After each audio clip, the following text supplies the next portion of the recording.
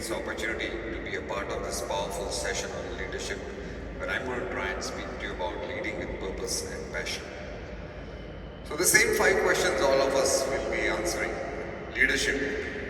What has made you a better leader? And well, I think leadership is all about taking decisions. When you're at the helm of things, people will come to you, your staff will come to you, your subordinates, your employees, your associates, and they will ask you for decisions. So you have to take the decision there and then. And mind you, not every decision will be the right decision. So how do you know how to take the right decision? Well, the right decisions come with experience. And how do you get experience? Experience comes from wrong decisions and bad decisions. So I think it's important to take those decisions, and if they don't work, they don't work, so be it. You've got to live with it, and you've got to then modify and change your stance because you took that decision. But the most important thing, as was alluded by the previous speaker, Dr. Michael, is that you have to be accountable and responsible for that decision. The second quality is your ability and your courage to take risks. Unless you take risks, you're not going to achieve anything. You're going to achieve only that much you take the risk. Because unless you take risks, nothing is going to really happen. And you've got to have that courage. This is a very thin line dividing bravery and stupidity. So if you're successful, people will call you such a brave, courageous person. But if you're not, then they're going to say, oh, what a stupid decision. But well, then you've got to live with it, because there's always going to be failure. You have to take risks. You've got to come back again if you fall. Every time you fall, you've got to rise. So it's all about taking the risks. And the third thing, which was again spoken earlier on by Guru Reddy, he gave a full lecture on, building teams. So I think it's very critical to make a good team. You have to handpick your team. You've got to trust your team, and more importantly, the team has to trust you. You've got to translate to them on a regular basis, on an incremental basis, day to day. What is your vision? Where do you want to go? So only then the team will know. If the leader doesn't have a vision, his team cannot perform. So I think team is something which is very, very important. Mentors. Everybody has to have a mentor. Without a mentor, you can't really have success. So my dad is my first mentor. I always grew up, adoring him, though he didn't give us much time, but he's the one who taught me so many qualities: honesty, integrity, the ability to work hard, and the attention to details. He will, wherever he goes, he used to see things in detail. And his tenacity and perseverance, I think that was something which is a fantastic quality. His patience. Even if he doesn't achieve something, he'll work on it again and again. I still remember times when he used to come at 2:30 in the morning, get up at 4:30, do his yoga, and 6 o'clock he's back in the hospital. That was his ability to work hard. Another thing which I have always learned from him is motto: serving patients is serving God. And how to win a patient.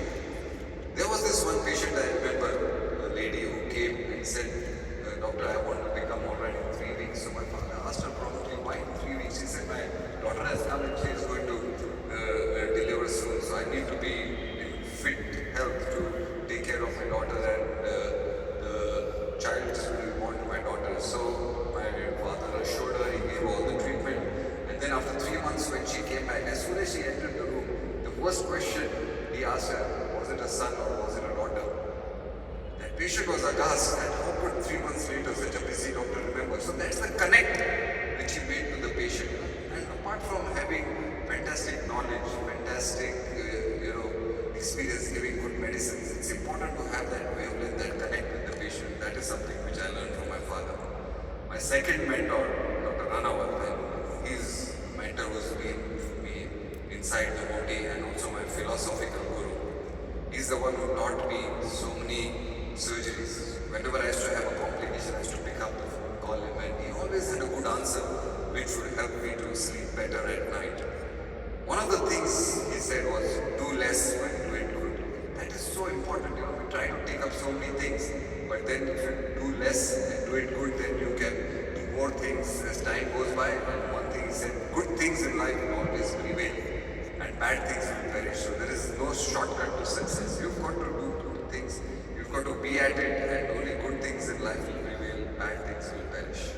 So once I asked him, whenever we do a bilateral knee replacement, the patients come and say that my one knee is better and my second knee is paining so much that why does this happen? How to answer this? And he gave me a very nice answer. What he told me is, you should tell them that both the knees are like twins. One and the twins, even though they look alike, they always behave alike. So that's the same thing in the knees. So whenever I have a bilateral patient and he says that, doc, my one knee is so good, the other is not doing so good, you didn't operate properly on the other knee. Then this is the example I give them and I get away. Along with an orthopedic mentor, I think we need a spiritual mentor. And for me, that spiritual mentor is Sister B.K. Shivani. She taught me that life is not a competition. Each one of us are here on a journey and we have to make our choices depending on our capacity, our values of life and the principles we have. She also taught me life is a manifestation of your thoughts. What you think you become. Sankalp se siddhi, sankalp se srishti. Your thoughts will become your destiny. So that is something which is a very powerful thing Sister Shivani has taught me. Work-life balance. Indeed, an important thing, and we've always been made to think that work is not good and life is good. But I feel it's a balance, and as you can see in this slide, I think work to me is more important because if you see this quote, this is the essence of my work-life balance. You will never feel truly satisfied by life until you are satisfied at work. So I think first important thing is to be satisfied at work. If you're satisfied at work, you will be satisfied in life. Take that from me. And if you're satisfied in life, it doesn't become the other way. Then you become happy at work. I think work is important. And these are the 5 baskets I have. And Dr. Raja also showed one slide where, what all do you want to achieve? Of course, your professional work, your academic research, like I'm here for a conference, family, hobbies, leisure, friends I put into me time, and health, which is mental health as well as, physical health. So all these have a percentage, and these are the percentage I have to put. And on one day you cannot do all. You've got to prioritize. I think that is something important. You only have 24 hours in a day, and even our Prime Minister has 24 hours. It's all about giving 100% commitment to what you're doing. I'm at a meeting here, so my 100% time is going into, academics, research, and some time in meeting friends. So it's a combination of two.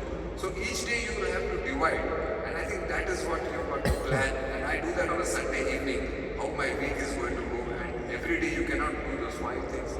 You've got to do 2 or 3 things out of these 5 things, and then give it 100% commitment. That is important. Regrets, of course. I also have regrets. The first regret is that, I have never been able to cultivate a hobby.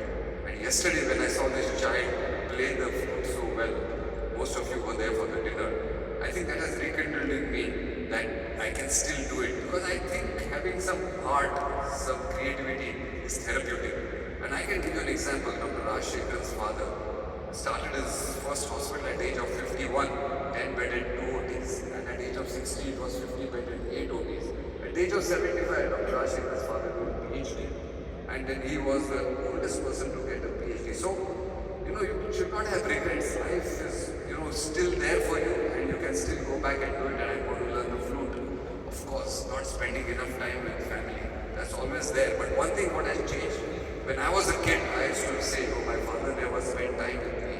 But now that I don't spend time with my children, I have stopped saying that, and I never complain that my father never spent time with me. So that's something which has changed. The advice which I'm trying to give, IDK, it's not I don't know, it's integrity, dedication and knowledge. Nobody can doubt integrity and honesty. You have to have it. You have to have the dedication. Nobody dies of hard work. You've got to work hard. There has to be that passion in you. And please remember, nothing happens overnight. You've got to work hard for it. You have to have a goal. You have to have the domain knowledge. Unless you have the domain knowledge, like Chandrayaan went on the moon, they had the knowledge. It's not only integrity and hard work. They had the knowledge to put the Chandrayaan on the moon, and they did it. So that's important. You always have to have a goal. Your team should relate with your goal, and then the action will lead to the success. So in summary, friends, leadership, all of us orthopedic surgeons are leaders, and we have to lead from front. We have to lead on various accounts and various fronts. think as mentors, even though I am a mentor, I am also a mentee.